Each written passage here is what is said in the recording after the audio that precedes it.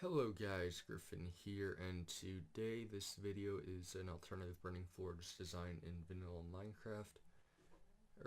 This is survival friendly, but I used command blocks to demonstrate the idea and how it can be used in adventure maps.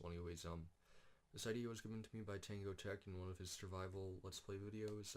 He was building a bridge, noted that fire blocks under a solid block still allow particles to pass above the solid block, so I decided to use that in a concept. I will mention that you're going to have fire trick set to false, so that way the fire does not burn through the floor right here.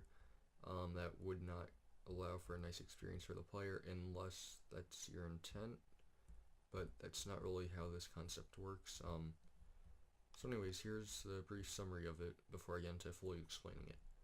This area right here, full of hoppers and command blocks and comparators and that, test for a player being in a certain radius, and when a player is in a certain radius of that command block, it'll then set fire to the floor, which they'll be near, and then it'll end up clearing all the blocks that were placed in the process of these two command blocks right here, so that can be reused.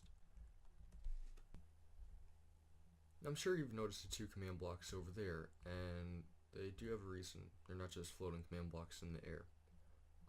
This command block right here tests for a player being in a certain radius of that command block, and then this command block right here sets a redstone block at this command block right here. Now I'll adjust this line of code so that you'll get a visual demonstration of it.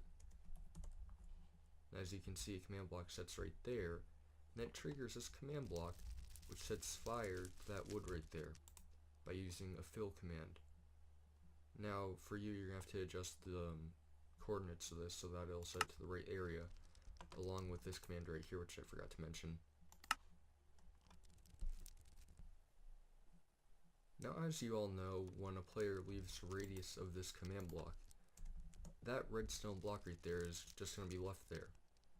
So the way to combat this is to simply place a repeater facing into this command block, and then place a redstone torch by shift clicking onto that command block.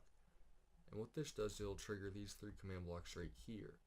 This first command block sets air right here, and what that does is pretty much nothing aside from allowing it to be reused. Now this command block right here sets a redstone block below that point right there, which clears this area of fire by setting air to it.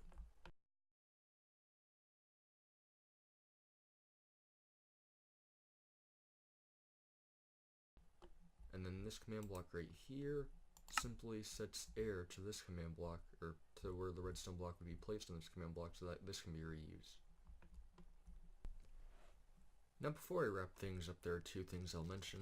At the beginning of the video, you saw random fire blocks on the floor. What that was is simply a set block triggered, or I'll rephrase, a set block fire triggered in the same way that this is over here with the radius command.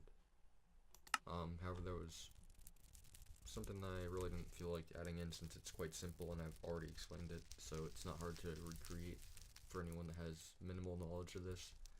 Another thing is, obviously you're going to want this as close to the wood floor as possible unless you have another idea.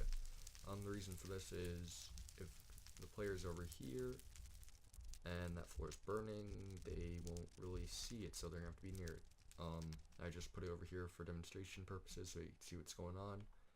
So anyway, that wrapped things up, and hopefully you'll be able to get a little bit of sleep. Cough cough, not a hint of what my next video is. Well, anyways, see you guys.